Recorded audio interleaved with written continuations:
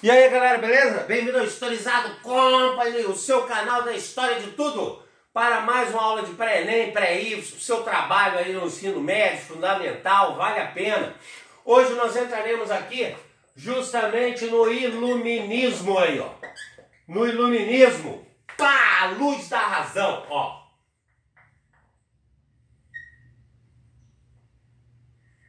Viu? Olha lá. Tá iluminado agora. Tá iluminado agora. O iluminismo, também conhecido como ilustração aí, ó. Ilustração.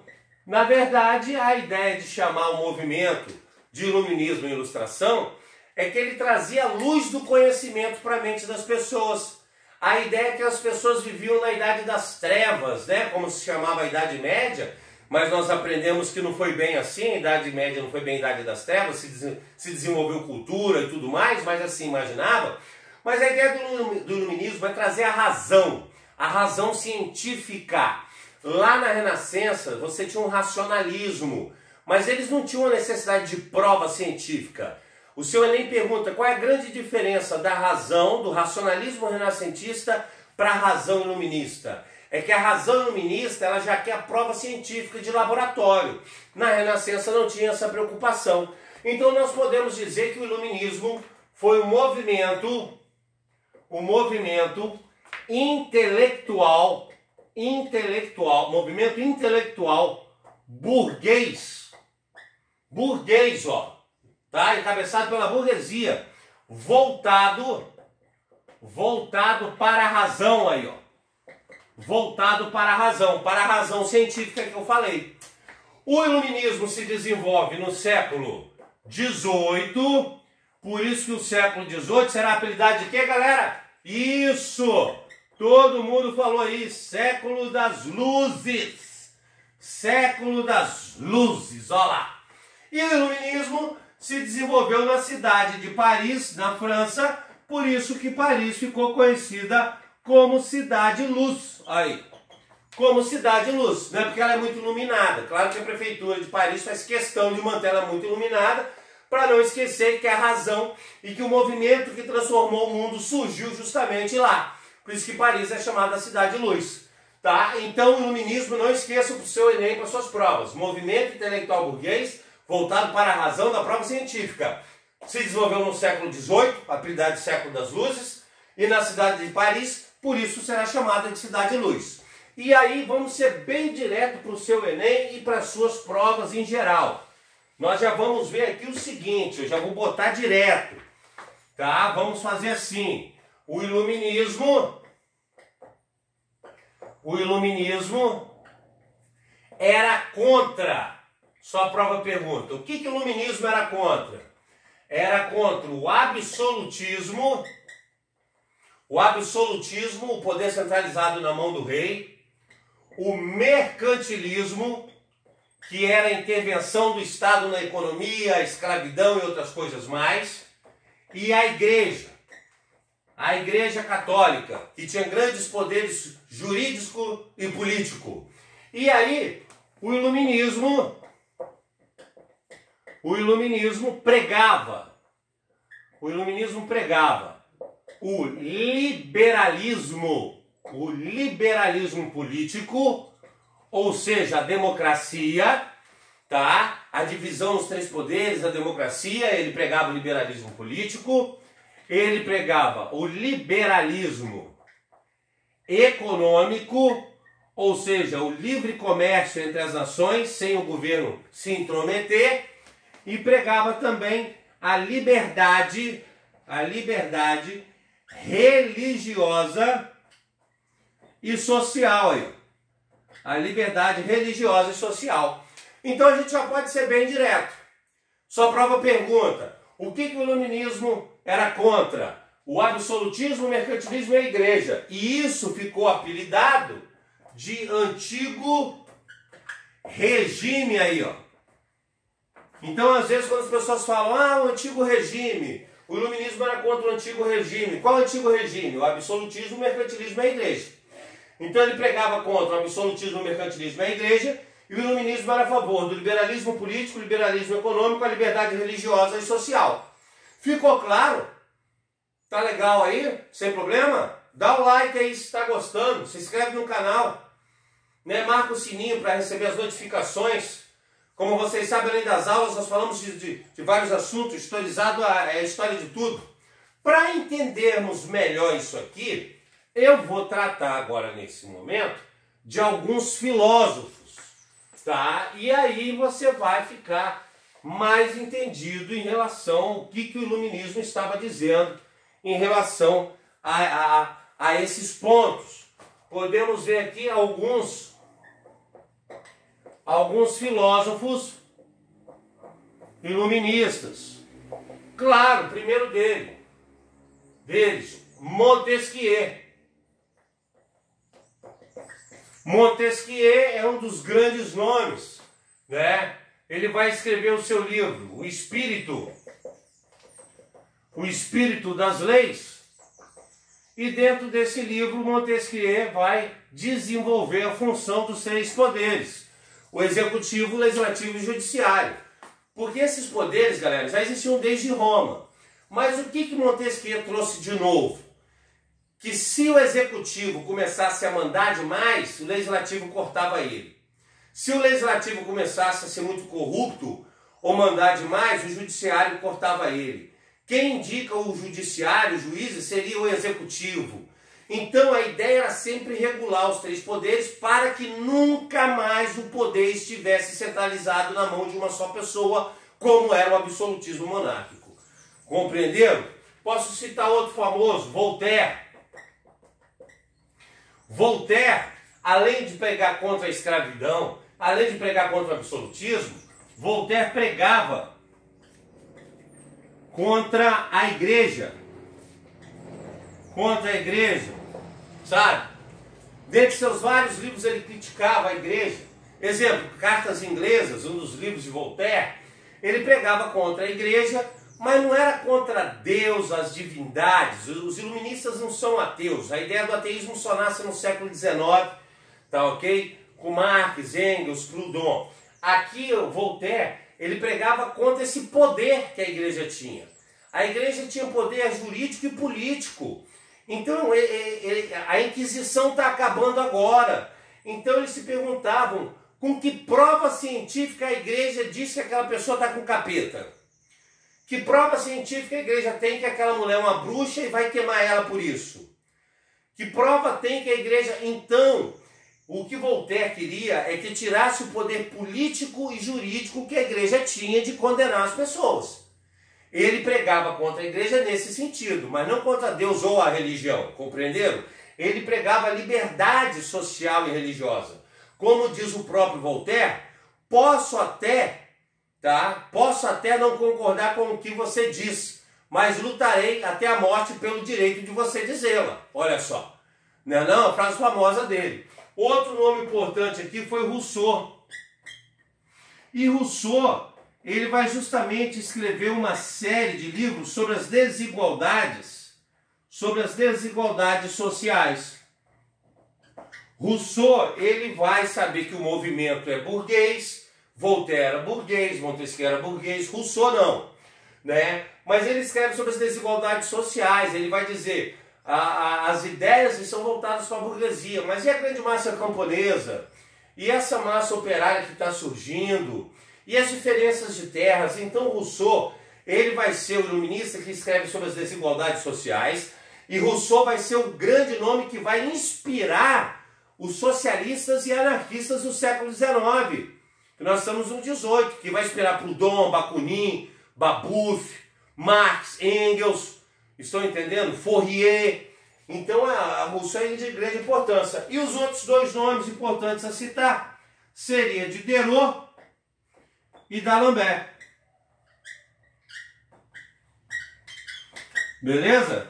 Diderot e D'Alembert seriam os outros 2 grandes nomes. E eles também eram contra o absolutismo, o mercantilismo. E eles foram os responsáveis por escrever o livro dos iluministas, a Enciclopédia. Isso mesmo, a famosa enciclopédia que vocês conhecem. Isso foi feito pelos iluministas, bancado por eles, publicado por eles e distribuído por eles. Por quê? Porque eles queriam que todo mundo tivesse conhecimento. E se você fosse lutar numa revolução, que você lutasse por você, não em nome de um general ou em nome de um rei. Compreenderam? Então a enciclopédia era essa enciclopédia que você conhece. Sentava um monte de camponês. Quando um camponês sabia ler, alguém perguntava o que é absolutismo. Ele ia lá na letra A, absolutismo. Né? O que é gravidade? Ia lá na letra G, gravidade, explicava. Ué, professor, é aquelas enciclopédias antigas, né, como Barça, La Rose, são elas mesmo. É porque hoje, como tem a internet, e hoje a gente tem, né, a internet com várias formas de pesquisar, você tem a internet sendo uma grande enciclopédia. Compreenderam? Tanto que uma das fontes de pesquisa se chama Wikipédia.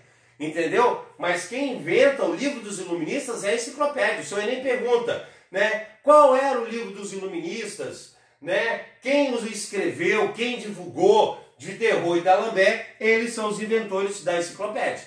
Compreenderam? Então eu falei para vocês aqui que o iluminismo era contra o absolutismo, o mercantilismo e a igreja. E falei que ele era a favor do liberalismo econômico, político, tá, ok? Social e religioso. Eu já falei do liberalismo político e falei do liberalismo, né, religioso e social, falta o econômico. Que aí, nesse caso, a gente pode fazer um trabalho aqui, já justamente comparativo, que é muito bacana. Nós temos aqui na França, onde está acontecendo o iluminismo, surge a escola fisiocrata. Surge a escola fisiocrata. Ela era encabeçada por um camarada chamado Quesnot, que tinha um amigo chamado Gournot, e o famoso Turgot.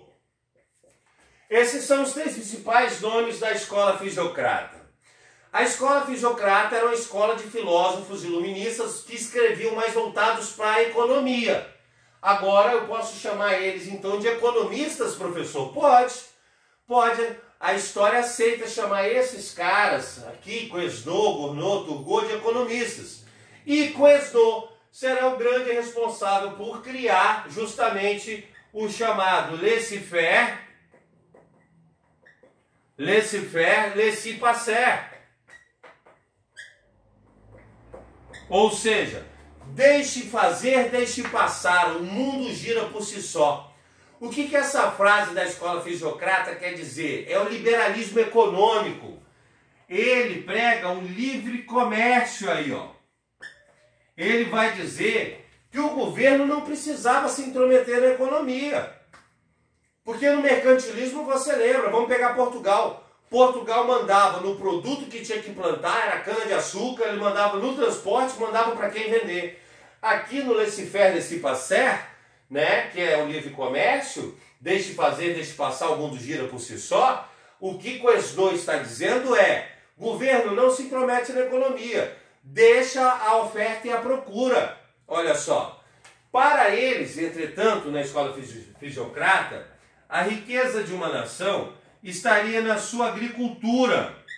Eles diziam que quanto mais você pudesse plantar, melhor, porque se você tinha uma semente de abacate, você plantava, tinha um abacateiro.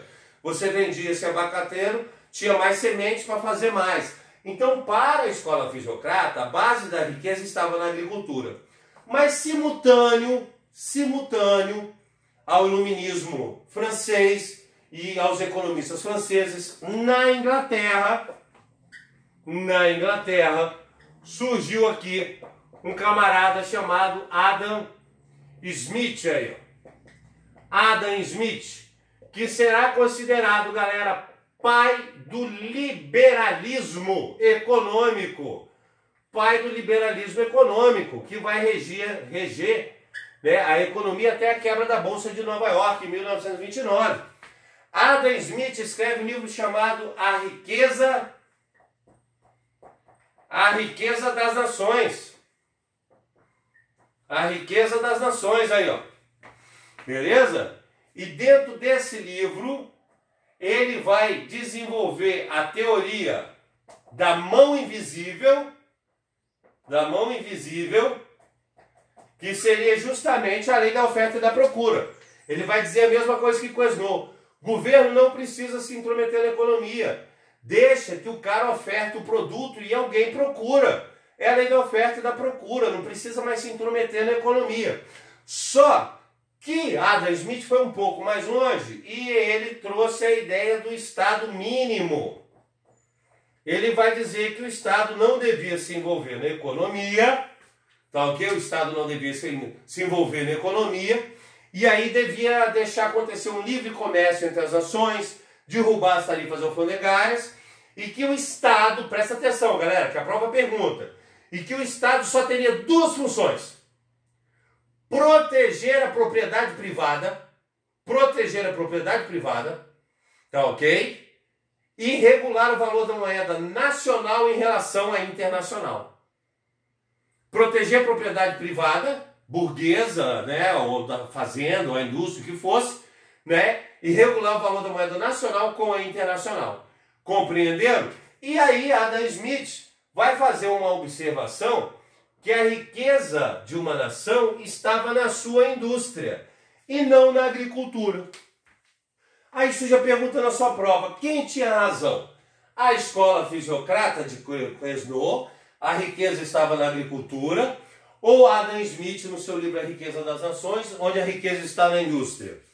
Ora, hoje você vai responder de repente o 2, porque existe a agroindústria. Mas aqui no século XVIII não existia a agroindústria, não era bem assim, né? O grande lance é em que em 1782 Adam Smith percebeu que a riqueza de uma nação estava na sua indústria, na tecnologia e no desenvolvimento industrial, e não na agricultura. Quem estava certo? A escola fisiocrata ou Adam Smith? Adam Smith, turma, é isso que vocês vão responder na sua prova. Porque nesse momento aqui, hoje você sabe que as grandes potências do mundo são o quê? As potências mais industrializadas, né? Enquanto o Brasil precisa exportar 10 contêineres de café para comprar um só de computador. Compreenderam? Nasce o liberalismo econômico que vai ser aplicado no século XIX e vai durar até a quebra da Bolsa de Nova York em 1929. Ficou claro? Tá tranquilo? Porque para fechar o iluminismo, então, depois dessa nossa comparação, claro, as ideias iluministas começam a se espalhar pela Europa, tá? E aí surge o que nós chamamos aqui de déspotas esclarecidos. Os déspotas esclarecidos. E quem eram esses déspotas esclarecidos? Reis absolutistas que usavam as ideias iluministas que interessavam a eles, dizendo que estavam fazendo reformas em seus governos. Exemplo disso, na história do Brasil, foi justamente o Marquês de Pombal, né, que era o primeiro-ministro do rei Dom José, né, e ele faz uma reforma expulsando os jesuítas do Brasil e passando a mão nas fazendas jesuíticas, que era mais organizada. Então os déspotas esclarecidos eram o quê? Reis absolutistas que usaram ideias iluministas para o bem próprio e não para o povo. Ou seja, né, governo para o povo, sem o povo. Espero que vocês tenham gostado dessa aula de iluminismo. Se gostou, dá seu like aí, se inscreve no canal, indica para os colegas. Esses filósofos eu indico também na parte de indicações, tá ok? História Indica, dentro do canal Historizado, porque nós temos vários programas. Então se inscreve no canal aí, tá ok? Dê seu like e espero que você já ficou historizado. Um abraço!